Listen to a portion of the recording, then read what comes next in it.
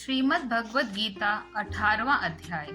अर्जुन बोले, हे महाबाहो, हे हंतर्यामी, हे वासुदेव, मैं संन्यास और त्याग के तत्व को पृथक पृथक जानना चाहता हूँ। श्री भगवान बोले, कितने ही पंडित जन तो काम्य कर्मों के त्याग को संन्यास समझते हैं तथा दूसरे विचार कुशल पुरुष सब कर्मों के फल को त्याग करते हैं। कई एक विद्वान ऐसा कहते हैं कि कर्म मात्र दोष युक्त है, इसलिए त्यागने के योग्य है, और दूसरे विद्वान यह कहते हैं कि यज्ञ, दान और तपरूप कर्म करने त्याग योग्य नहीं है।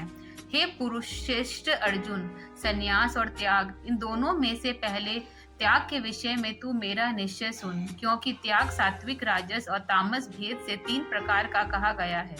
यज्ञ, दान और तपरूप कर्म त्याग करने के योग्य नहीं है, बल्कि वह तो अवश्य कर्तव्य है, क्योंकि यज्ञ, दान और तप ये तीनों ही कर्म बुद्धिमान पुरुषों को पवित्र करने वाले हैं। इसलिए हे पार्थ, इन यज्ञ, दान और तपरूप कर्मों को तथा और भी संपूर्ण कर्तव्य कर्मों को आसक्ति और फलों का त्याग करके अवश्य करना चाहिए। यह मेरा निश्चय किया हुआ उत्तम मत है। निश्चित और काम्य कर्मों का तो स्वरूप त्याग करना उचित ही है, परंतु नियत कर्म का स्वरूप से त्याग करना उचित नहीं है, इसलिए मोह के कारण उसका त्याग कर देना तामस त्याग कहा गया है। जो कुछ कर्म है वह सब दुख रूप ही है, ऐसा समझकर यदि कोई शारीरिक क्लेश के भय से कर्तव्य कर्मों का त्याग कर दे तो वह ऐसा राजस त्याग करके त्याग के फल को किसी प्रकार भी नहीं पाता। हे अर्जुन, जो शास्त्र विहित कर्म करना कर्तव्य है, इसी भाव से आसक्ति और फल का त्याग करके किया जाता है, वही सात्विक त्याग माना गया है। जो मनुष्य अकुशल कर्म से तो द्वेष नहीं करता और कुशल कर्म से में आसक्त नहीं होता, वह शुद्ध सत्व गुण से युक्त पुरुष, संन्यास रहित, बुद्धिमान और सच्चा त्यागी है। क्योंकि शरीरधारी किसी भी मनुष्य के द्वारा संपूर्णता से सब कर्मों का त्याग किया जाना साक्ष्य नहीं है, इसलिए जो कर्म फल का त्यागी है वही त्यागी है, यह कहा जाता है। कर्म फल का त्याग न करने वाला मनुष्य के कर्मों का तो अच्छा, बुरा और मिला हुआ ऐसे 3 प्रकार का फल मरने के पश्चात अवश्य होता है, किंतु कर्म फल का त्याग कर देने वाले मनुष्य के कर्मों का फल किसी काल में भी नहीं होता। हे महाबाहो, संपूर्ण कर्मों की सिद्धि के ये 5 हेतु कर्मों का अंत करने के लिए उपाय बतलाने वाले सांख्य शास्त्र में कहे गए हैं, इनको तू मुझसे भली भांति जान। इस विषय में अर्थात कर्मों की सिद्धि में अनिष्ठा और कर्ता तथा भिन्न भिन्न प्रकार के कारण एवं नाना प्रकार की अलग अलग चेष्टाएं और वैसे ही 5वीं हेतु देव है। मनुष्य मन, वाणी और शरीर से शास्त्रानुकूल अथवा विपरीत जो कुछ भी कर्म करता है, उसके ये 5 कारण है। परंतु ऐसा होने पर भी जो मनुष्य अशुद्ध बुद्धि होने के कारण उस विषय में यहाँ कर्मों के होने में केवल शुद्ध स्वरूप आत्मा को कर्ता समझता है, वह मलिन बुद्धि वाला अज्ञानी यथार्थ नहीं समझता।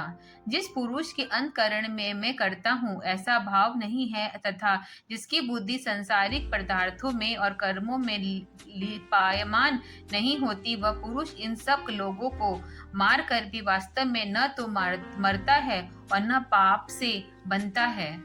ज्ञाता, ज्ञान और यज्ञ ये 3 प्रकार की कर्म प्रेरणा है, और कर्ता, कारण तथा क्रिया ये 3 प्रकार का कर्म संग्रह है। गुणों की संख्या करने वाले शास्त्रों में ज्ञान और कर्म तथा कर्ता गुणों के भेद से 3 प्रकार के ही कहे गए हैं, उनको भी तू मुझसे भली भांति सुन।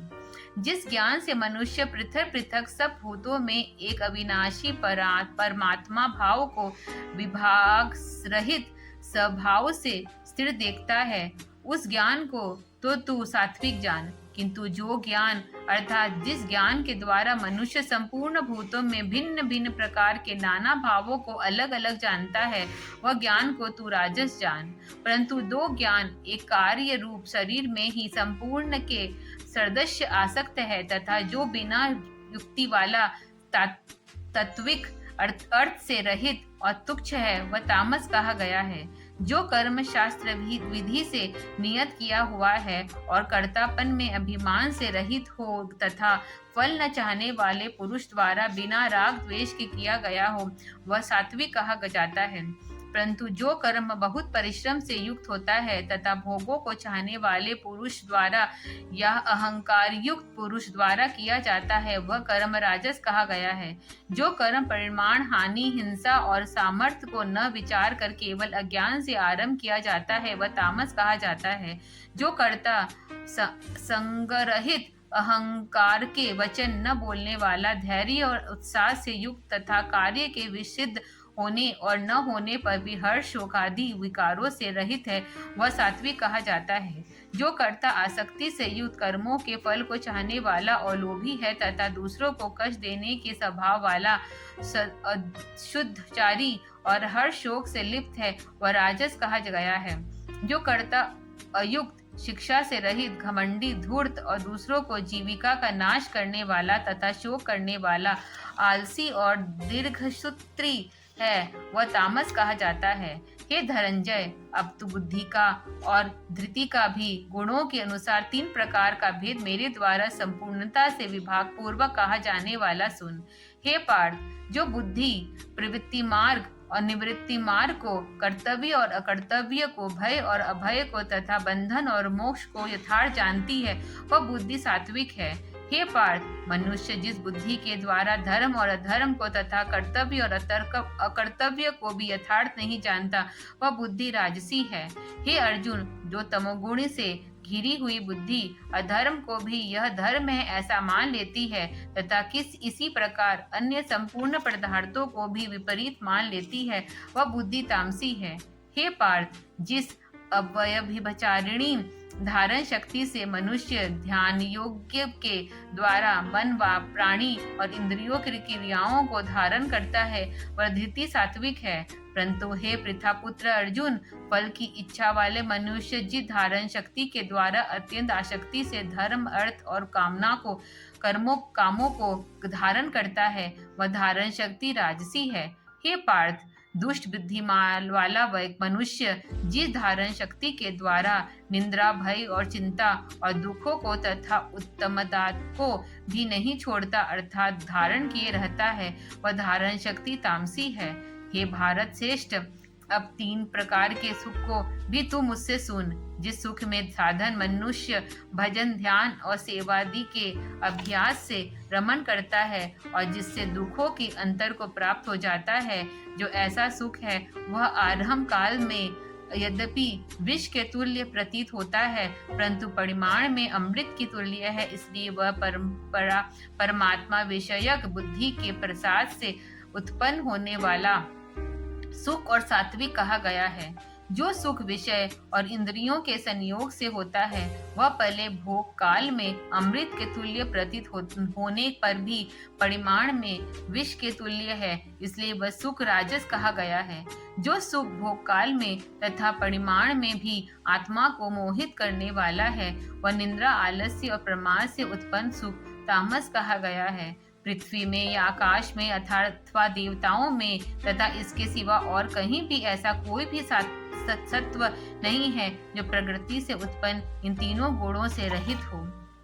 हे प्रतदंत, ब्राह्मण, क्षत्रिय और वैश्य के तथा शूद्रों के कर्म स्वभाव से उत्पन्न गुणों द्वारा विभक्त किए गए हैं। अंतकरण का निग्रह करना, इंद्रियों का दमन करना, धर्म पालन के लिए कष्ट सहना, बाहर भीतर से शुद्ध रहना, दूसरों के अपराध को क्षमा करना, मन, इंद्रिय और शरीर को सरल रखना, वेद शास्त्र, ईश्वर और परलोक आदि में श्रद्धा रखना, वेद शास्त्रों का अध्यापन करना और परमात्मा के तत्व का अनुभव करना, ये सब के सब ही ब्राह्मण के स्वाभाविक कर्म हैं।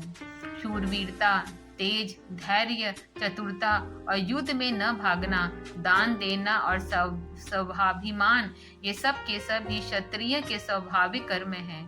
खेती, गोपालन और कर्य विकर्य रूप सत्य व्यवहार, ये वैश्य के स्वाभाविक कर्म हैं तथा वह वर्णों के सेवा करना शूद्र भी स्वाभाविक कर्म है। अपने अपने स्वाभाविक कर्मों में तत्परता से लगा हुआ मनुष्य भगवत प्राप्ति रूप परम सिद्धि को प्राप्त हो जाता है।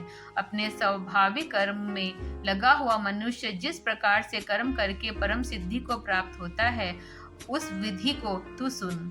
जिस परमेश्वर से संपूर्ण प्राणियों की उत्पत्ति हुई है और जिससे यह संपूर्ण जगत व्याप्त है, उस परमेश्वर की अपने स्वाभाविक कर्मों द्वारा पूजा करके मनुष्य परम सिद्धि को प्राप्त होता है। अच्छी प्रकार आचरण किए हुए दूसरों के धर्म से गुण रहित भी अपना धर्म श्रेष्ठ है, क्योंकि स्वभाव से नियत किए हुए सधर्म रूप कर्मों को करता हुआ मनुष्य पाप को नहीं प्राप्त होता। अतएव हे कुंती पुत्र, दोषयुक्त होने पर भी सहज कर्म को नहीं त्यागना चाहिए, क्योंकि धुएं से अग्नि की भांति सभी कर्म किसी न किसी दोष से युक्त हैं। सर्वत्र आसक्ति रहित बुद्धि वाला, सप्रिहारहित और जीते हुए अंतकरण वाला पुरुष सांख्य योग के द्वारा उस परम न्याय कर्मण सिद्धि को प्राप्त होता है, जो कि ज्ञान योग्य की परानिष्ठा उस नैक्ष्यकर्म सिद्धि को जिस प्रकार से प्राप्त होकर मनुष्य ब्रह्म को प्राप्त होता है, उस प्रकार को हे कुंती पुत्र तू संक्षेप में ही मुझसे समझ। विशुद्ध बुद्धि से युक्त तथा हल्का, सात्विक और नियमित भोजन करने वाला, शब्दादि विषयों का त्याग करके एकांत और शुद्ध देश का सेवन करने वाला, सात्विक धारण शक्ति के द्वारा अंतकरण और इंद्रियों का संयम करके मन, वाणी और शरीर को वश में कर लेने वाला, राग दोष को सर्वथा नष्ट करके भली भांति दृढ़ वैराग्य का आश्रय लेने वाला तथा अहंकार, बल, घमंड, काम, क्रोध और परिग्रहण का त्याग करके निरंतर ध्यान योग के परायण होने व रहने वाला, ममता रहित और शक्ति युक्त परम पुरुष सच्चिदानंद घन ब्रह्म में अभिन्न भाव से स्थित होने का पात्र होता है। फिर वह सच्चिदानंद घन ब्रह्म में एक ही भाव से स्थित प्रसन्न मन वाला योगी न तो किसी के लिए शोक करता है और न किसी की आशंका ही करता है। ऐसा समस्त प्राणियों में संभाव वाला योगी मेरी पराभक्ति को प्राप्त हो जाता है। उस पराभक्ति के द्वारा वह मुझ परमात्मा को मैं जो हूँ और जितना हूँ ठीक वैसा का वैसा तत्व से जान लेता है तथा उस भक्ति से मुझको तत्व से जानकर तत्काल ही मुझ में प्रविष्ट हो जाता है। मेरे पारायण हुआ कर्म योगी तो संपूर्ण कर्मों को सदा करता हुआ भी मेरी कृपा से सनातन अविनाशी परम पद को प्राप्त हो जाता है। सब कर्मों को मन में अब मुझ में अर्पण करके तथा समबुद्धि रूप योग की अवलंबन करके मेरे पारायण और निरंतर मुझ में चित्त वाला हो। उपयुक्त प्रकार से मुझ में चित्त वाला होकर तू मेरी कृपा से समस्त संकटों को अनायास ही पार कर जाएगा और यदि अहंकार के कारण मेरे वचनों को न सुनेगा तो नष्ट हो जाएगा, अर्थात परमार्थ से भ्रष्ट हो जाएगा। जो तू अहंकार का आश्रय लेकर यह मान रहा है कि मैं युद्ध नहीं करूंगा, तो तेरा यह निश्चय मिथ्या है, क्योंकि मेरा स्वभाव तुझे जबरदस्ती युद्ध में लगा देना। हे कुंती पुत्र, जिस कर्म को तू मोह के कारण करना नहीं चाहता, उसको भी अपने पूर्ववृत्त स्वाभाविक कर्म से बंधा हुआ परवश होकर करेगा। हे अर्जुन, शरीर रूप यंत्र में आरूढ़ हुए संपूर्ण प्राणियों को अंतर्यामी परमेश्वर अपनी माया से उनके कर्म के अनुसार भ्रमण कराता हुआ सब प्राणियों के हृदय में स्थित है। हे भारत, तू सब प्रकार से उस परमेश्वर की ही शरण में जा। उस परमात्मा की कृपा से ही तू परम शांति को तथा सनातन परम धाम को प्राप्त होगा। इस प्रकार यह गोपनीय से भी अति गोपनीय ज्ञान मैंने तुमसे कह दिया। अब तो इस रहस्य युक्त ज्ञान को पूर्णता भली भांति विचार कर जैसे चाहता है वैसा ही कर। संपूर्ण गोपियों से अति गोपनीय मेरे परम रहस्य युक्त वचन को तू फिर भी सुन। तू मेरा अतिशय प्रिय है, इससे यह परम हितकारक वचन मैं तुझसे कहूँगा। हे अर्जुन, तू मुझ में मन वाला हो, मेरा भक्त बन, मेरा पूजन करने वाला हो और मुझ में प्रणाम कर। ऐसा करने से तू मुझे ही प्राप्त होगा, यह मैं तुझसे सत्य प्रतिज्ञा करता हूँ, क्योंकि तू मेरा अत्यंत प्रिय है। संपूर्ण धर्मों को अर्थात संपूर्ण कर्तव्य कर्मों को मुझ में त्याग कर तू केवल एक मुझ सर्वशक्तिमान सर्वाधार परमेश्वर की ही शरण में आ जा। मैं तुझे संपूर्ण पापों से मुक्त कर दूंगा, तू शोक मत कर। तुझे यह गीता रूप रहस्यमय उपदेश किसी भी काल में न तो तप रहित मनुष्य से करना चाहिए, न भक्ति रहित से, न बिना सुनने की इच्छा वाले से ही करना चाहिए, तथा जो मुझसे दोष दृष्टि रखता है इससे तो कभी भी नहीं करना चाहिए। जो पुरुष मुझ में परम प्रेम करके इस परम रहस्य युक्त गीता शास्त्र को मेरे भक्तों की कहेगा वह मुझको ही प्राप्त होगा, इसमें कोई संदेह नहीं है। इससे बढ़कर मेरा प्रिय कार्य करने वाला मनुष्य में कोई भी नहीं है, तथा पृथ्वी भर में उससे बढ़कर मेरा प्रिय दूसरा कोई भविष्य में होना भी नहीं है। जो पुरुष इस धर्ममय हम दोनों के संवाद को गीता शास्त्र को पढ़ेगा उसके द्वारा भी मैं ज्ञान यज्ञ से पूजित होऊंगा, ऐसा मेरा मत है। जो मनुष्य श्रद्धा युक्त और दोष दृष्टि से रहित होकर इस गीता शास्त्र का श्रवण भी करेगा वह भी पापों से मुक्त होकर उत्तम कर्म करने वालों के श्रेष्ठ योगों को प्राप्त होगा। हे पार्थ, क्या इस गीता शास्त्र को तूने एकाग्रह चित्त से श्रवण किया? और हे अर्धरंजय, क्या तेरा अज्ञानजनिक मोह नष्ट हो गया? अर्जुन बोले, हे अतयुत, आपकी कृपा से मेरा मोह नष्ट हो गया और मैंने समृद्धि प्राप्त कर ली है। अब मैं संयम रहित होकर स्थित हूँ, अतः आपकी आज्ञा का पालन करूंगा। संजय बोले, इस प्रकार मैंने श्री वासुदेव के और महात्मा अर्जुन के इस अद्भुत रहस्य युक्त रोमांचकारक संवाद को सुना।